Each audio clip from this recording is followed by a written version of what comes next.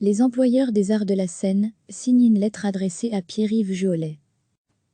Dans le grand oral du 2 mai dernier, le ministre-président de la Fédération Wallonie-Bruxelles Pierre-Yves Jehollet évoquait la crise que traverse le secteur culturel. Toute une série d'opérateurs qui sont en souffrance aujourd'hui ont pu bénéficier de 8 400 000 €. Est-ce suffisant? Non. Dans le pacte pour une société nouvelle, il est prévu de remettre la culture au centre et de revoir le statut de l'artiste. C'est un débat essentiel qui doit être conforté et mis en avant. La Fédération des employeurs des arts de la scène a pris la balle au bond et a décidé d'adresser une lettre à Pierre-Yves Jehollet. La voici, cher monsieur Jehollet, la carte blanche que vous avez publiée dans la presse du lundi 4 mai a retenu toute notre attention, tout comme votre grand oral RTBF/le soir du samedi 2 mai, dans lesquels vous rappelez à quel point la culture et l'ensemble de ses professions sont indispensables à la construction et à la vie d'une société inclusive, ouverte à toutes et tous, qu'elle doit être partagée et accessible par toutes et tous, pour toutes et tous. Nous ne pouvons que souscrire à votre constat et à ces valeurs cardinales du devoir d'agir sans relâche, de la conviction que la culture est symbole de la liberté humaine, d'engagement à tout mettre en œuvre pour donner un accès à tous à la culture, et de projet de donner le moyen de soutenir cette créativité, notre matière première, comme vous le dites.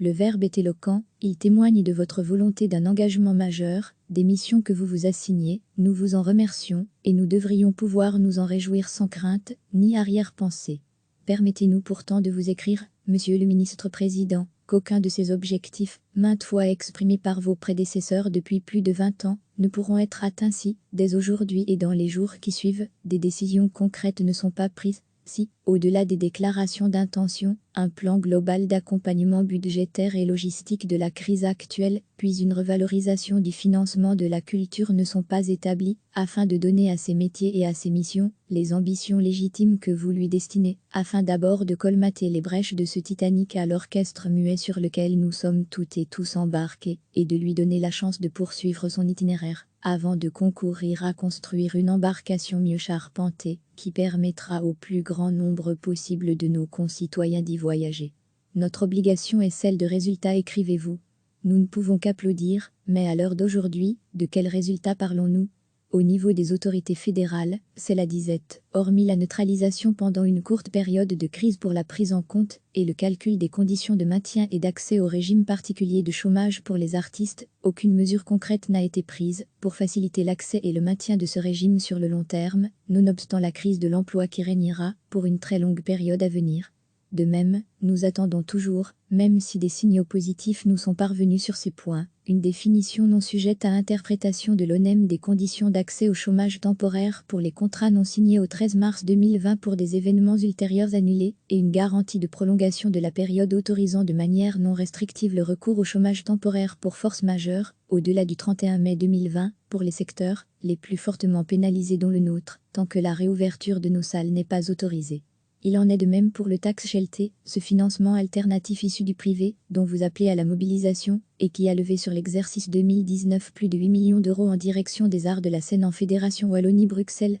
Toutes les prévisions laissent supposer une chute vertigineuse pour l'année en cours et la suivante, mais, bien que de multiples propositions aient été faites par les intermédiaires concernés, aucune décision majeure n'a pu être obtenue pour sauvegarder le dispositif, permettre l'indispensable pérennisation des levées et, par ricochet, la mise en œuvre des projets artistiques et la création des emplois qui en dépendent.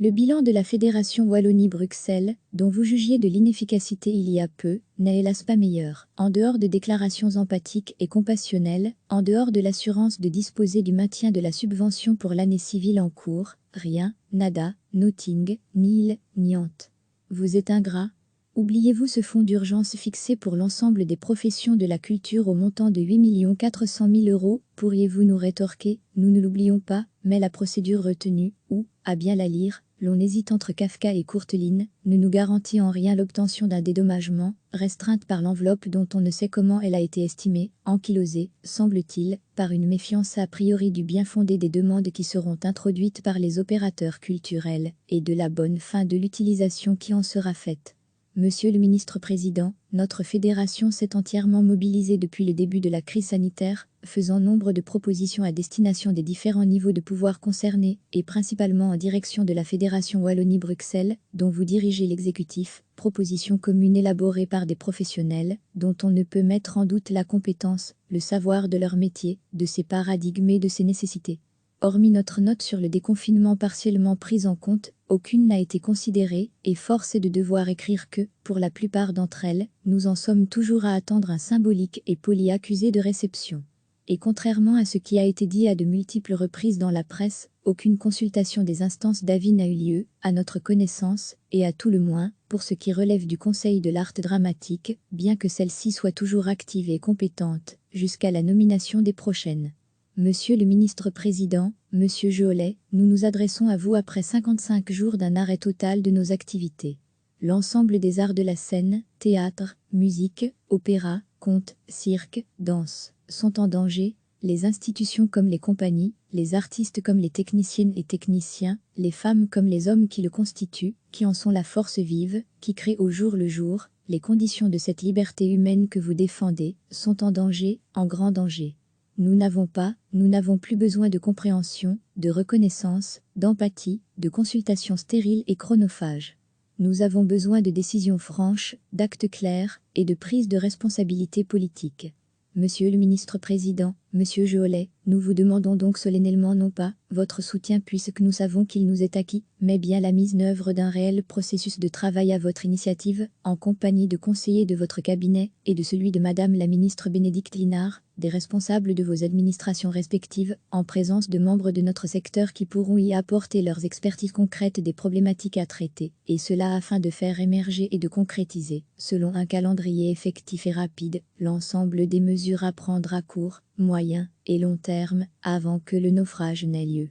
À défaut et pour vous paraphraser, nous serons toutes et tous privés de notre liberté de créer, de notre humanité, et pour longtemps. Nous vous prions de croire, Monsieur le ministre-président, cher Monsieur Jolet, à l'expression de nos salutations les plus distinguées. Pour la Philippe de Genève, président la Fédération des employeurs des arts de la Seine Atelier 210, Atelier titre Jean Villard, Brigitine, CAVMA, Charleroi, Danse, Centunem Tor / Thierry Smi, Del Diffusion Villéasble, Festival de Liège, Flagéasble, Idi / Jose Besprovani, La Comédie Claude Volté, La Fabrique de Titres, La Maison Efmer sans une M titrale, Le Rideau de Bruxelles, Les Baladins du Miroir, les festivals de Wallonie, l'Aile, Mars / Moire de la Saône, Opéra Royal de Wallonie, Orchestre Philharmonique Royal de Liège, Orchestre Royal de Chambre de Wallonie, Palais des Beaux-Arts de Charleroi, Pierre de Lune, Tandem / 101 M Michel Noiret, titre 140, titre de l'encre, titre de la 6e, titre de l'éveil, titre de Liège, titre de Namur, titre de poche, titre des martyrs, titre la balsamine, titre le public, titre les tanneurs, titre national, titre au sang nord, titre royal des galeries, titre royal du parc, titre varia. Recevez chaque matin l'essentiel de l'actualité.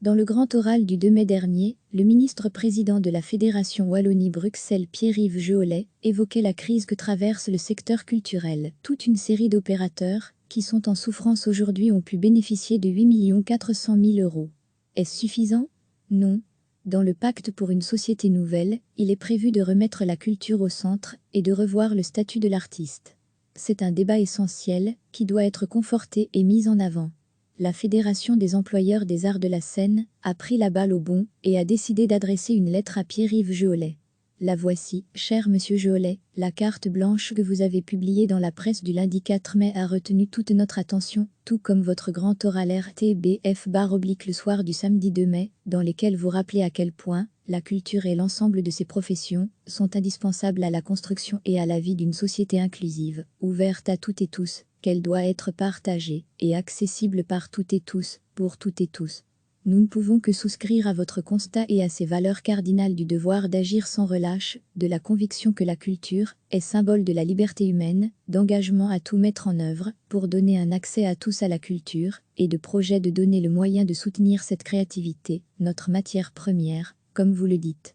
Le verbe est éloquent, il témoigne de votre volonté d'un engagement majeur, des missions que vous vous assignez, nous vous en remercions, et nous devrions pouvoir nous en réjouir sans crainte, ni arrière-pensée. Permettez-nous pourtant de vous écrire, Monsieur le ministre-président, qu'aucun de ces objectifs, maintes fois exprimés par vos prédécesseurs depuis plus de 20 ans, ne pourront être atteints si, dès aujourd'hui et dans les jours qui suivent, des décisions concrètes ne sont pas prises. Si, au-delà des déclarations d'intention, un plan global d'accompagnement budgétaire et logistique de la crise actuelle, puis une revalorisation du financement de la culture ne sont pas établis, afin de donner à ces métiers et à ces missions les ambitions légitimes que vous lui destinez, afin d'abord de colmater les brèches de ce Titanic à l'orchestre muet sur lequel nous sommes toutes et tous embarqués, et de lui donner la chance de poursuivre son itinéraire, avant de concourir à construire une embarcation mieux charpentée, qui permettra au plus grand nombre possible de nos concitoyens d'y voyager. Notre obligation est celle de résultats, écrivez-vous.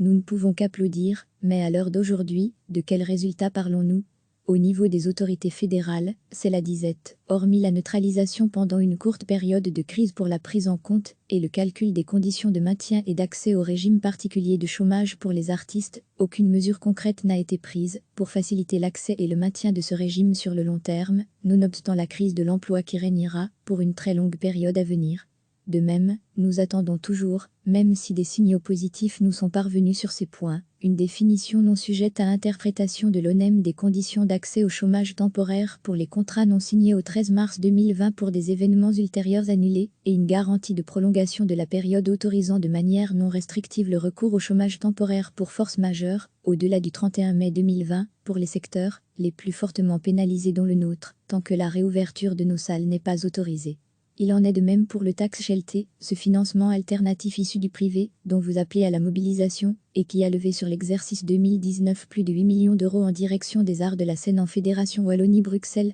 Toutes les prévisions laissent supposer une chute vertigineuse pour l'année en cours et la suivante, mais, bien que de multiples propositions aient été faites par les intermédiaires concernés, aucune décision majeure n'a pu être obtenue pour sauvegarder le dispositif, permettre l'indispensable pérennisation des levées et, par ricochet, la mise en œuvre des projets artistiques et la création des emplois qui en dépendent. Le bilan de la Fédération Wallonie-Bruxelles, dont vous jugiez de l'inefficacité il y a peu, n'est hélas pas meilleur. En dehors de déclarations empathiques et compassionnelles, en dehors de l'assurance de disposer du maintien de la subvention pour l'année civile en cours, rien, nada, nothing, nil, niente. Vous êtes ingrat. Oubliez-vous ce fonds d'urgence fixé pour l'ensemble des professions de la culture au montant de 8 400 000 €, pourriez-vous nous rétorquer, nous ne l'oublions pas, mais la procédure retenue, ou, à bien la lire, l'on hésite entre Kafka et Courteline, ne nous garantit en rien l'obtention d'un dédommagement, restreinte par l'enveloppe dont on ne sait comment elle a été estimée, ankylosée, semble-t-il, par une méfiance a priori du bien fondé des demandes qui seront introduites par les opérateurs culturels, et de la bonne fin de l'utilisation qui en sera faite. Monsieur le ministre-président, notre fédération s'est entièrement mobilisée depuis le début de la crise sanitaire, faisant nombre de propositions à destination des différents niveaux de pouvoir concernés, et principalement en direction de la Fédération Wallonie-Bruxelles, dont vous dirigez l'exécutif, propositions communes élaborées par des professionnels, dont on ne peut mettre en doute la compétence, le savoir de leur métier, de ses paradigmes et de ses nécessités. Hormis notre note sur le déconfinement partiellement prise en compte, aucune n'a été considérée, et force est de devoir écrire que, pour la plupart d'entre elles, nous en sommes toujours à attendre un symbolique et poli accusé de réception. Et contrairement à ce qui a été dit à de multiples reprises dans la presse, aucune consultation des instances d'avis n'a eu lieu, à notre connaissance, et à tout le moins, pour ce qui relève du Conseil de l'art dramatique, bien que celle-ci soit toujours active et compétente, jusqu'à la nomination des prochaines. Monsieur le ministre-président, Monsieur Jolet, nous nous adressons à vous après 55 jours d'un arrêt total de nos activités. L'ensemble des arts de la scène, théâtre, musique, opéra, conte, cirque, danse, sont en danger, les institutions comme les compagnies, les artistes comme les techniciennes et techniciens, les femmes comme les hommes qui le constituent, qui en sont la force vive, qui créent au jour le jour, les conditions de cette liberté humaine que vous défendez, sont en danger, en grand danger. Nous n'avons plus besoin de compréhension, de reconnaissance, d'empathie, de consultations stériles et chronophages.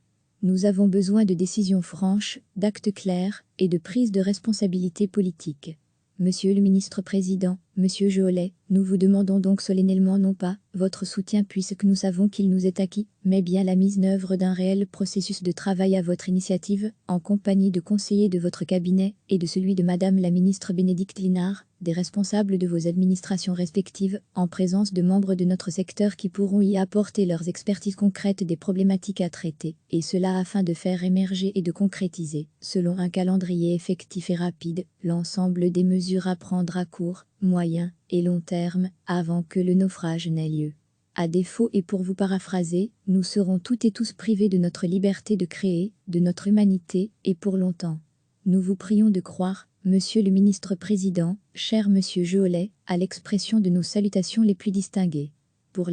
Philippe de Genève, président la Fédération des employeurs des arts de la Seine, atelier 210, atelier titre Jean Villard, Brigitine, CAVMA, Charleroi, Danse, Centunem Tor bar oblique Thierry Smi, Del Diffusion Villéasble, Festival de Liège, Flagéasble, Idi bar oblique Jos Besprovani, La Comédie Claude Volté, La Fabrique de titres, La Maison Éphémère 101 Titral, Le Rideau de Bruxelles, Les Baladins du Miroir, les festivals de Wallonie, l'Aile, Mars bar oblique Montard de la Sonne, Opéra Royal de Wallonie, Orchestre Philharmonique Royal de Liège, Orchestre Royal de Chambre de Wallonie, Palais des Beaux-Arts de Charleroi, Pierre de Lune, Tandem bar oblique 101 Michel Noiret, titre 140, titre de l'encre, titre de la 6e, titre de l'éveil, titre de Liège, titre de Namur, titre de poche, titre des martyrs, titre la balsamine, titre le public, titre les tanneurs, titre national, titre au sang nord, titre royal des galeries, titre royal du parc, titre varia. Cliquez sur s'abonner pour recevoir les dernières nouvelles.